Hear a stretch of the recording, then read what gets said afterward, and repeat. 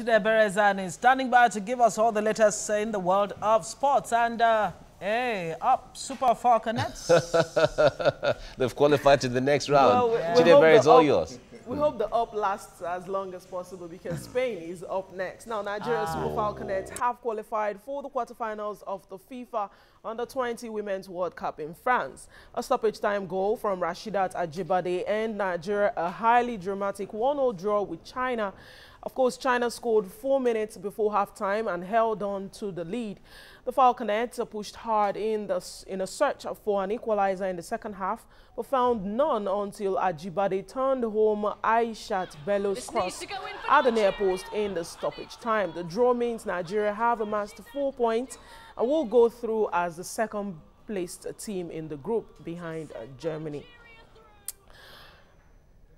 Now away from that to tennis, table tennis now, where Nigeria's #1 Aruna Quadri at the Mola de Okoya Thomas Hall on Sunday added another feather to his cap, winning his maiden ITTF Nigeria Challenge Open. Quadri had to dig deep to battle to a 4-2 victory against Frenchman Antoine Hachard in the men's singles final of the 2018 semester ITTF Challenge Nigeria Open. Now, Quadri, who had failed to win the top prize in past, of course, 4 attempts, having already lost the 2 finals this year, showed his class in front of cheering home fans. Now, joining me to talk about this man who has done, great things in table tennis, especially this year, is sports journalist Damilola Onifade. Welcome to the program this morning. Yeah, good morning. Also on Skype is chairman of the local organizing committee. That's talking about Mr. Eniton Oshodi. Good morning, Mr. Eniton. Good morning. Okay, it was a fantastic tournament. Congratulations on hosting such a very good one.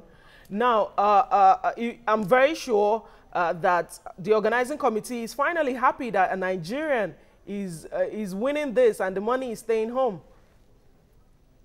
Well, I think we're all overjoyed by Aruna's victory. It's been a long time coming. The fans have been excellent all through the years, working hard, supporting all the players. And Aruna has been in great form this year. He's number 18 in the world now, top player. He's shown his class. And, I think all the work we've done in the NTTF and the LOC has come to the fore. And we're very proud of this victory. Okay, now let's talk about Aruna Quadri as an athlete. He seemed to be a fantastic athlete. We could see how much he had to put into that one to win it. Now, how does this serve as an example to other athletes? We saw some of them fall away in the qualifying rounds.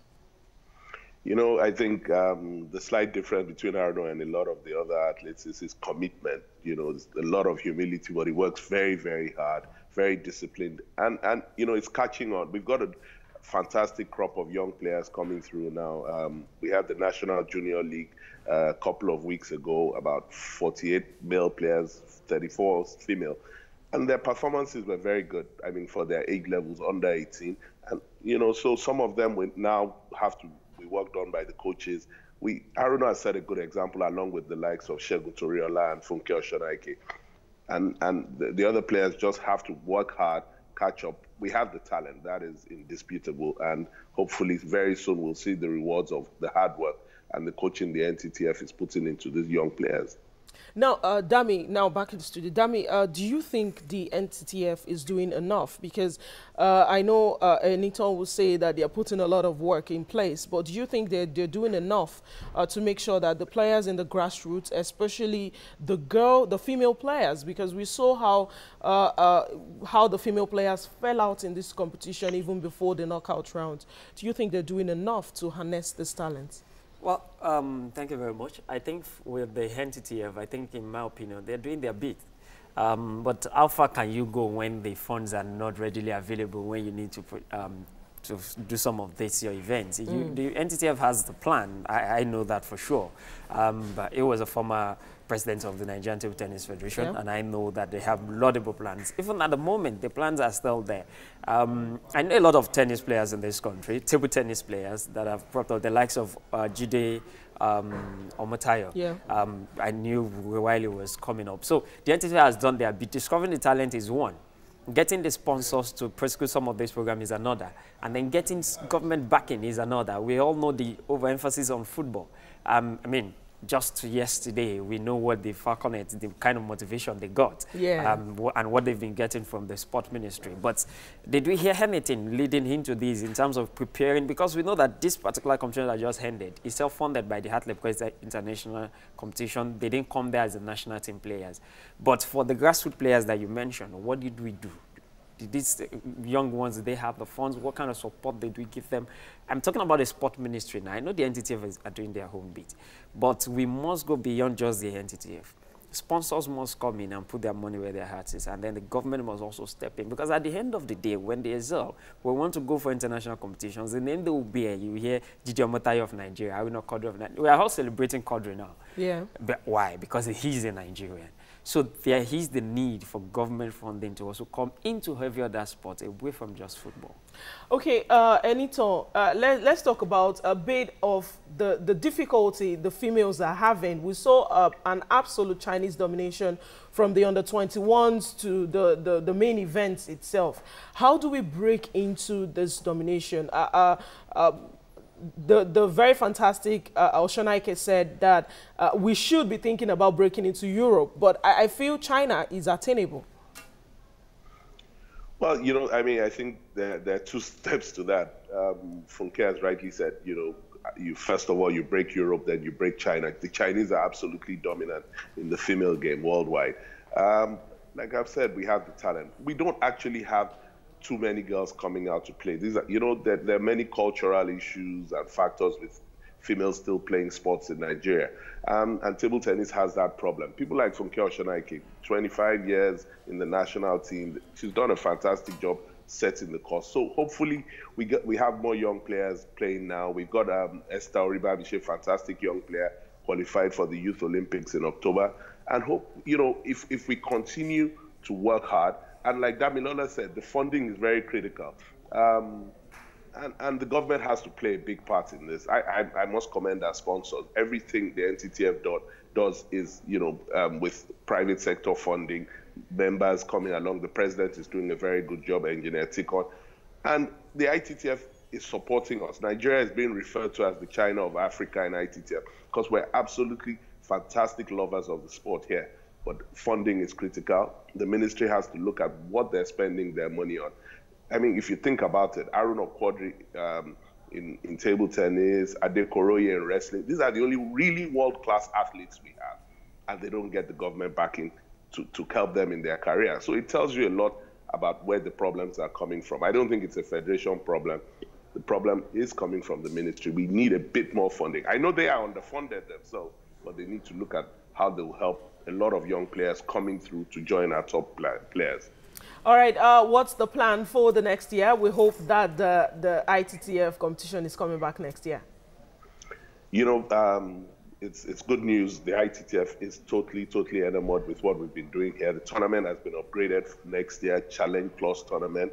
That means increased prize money, increased quality of players. Again, I mean, you know, the best players in the world are already coming here. And, you know, we'll see more of them next year.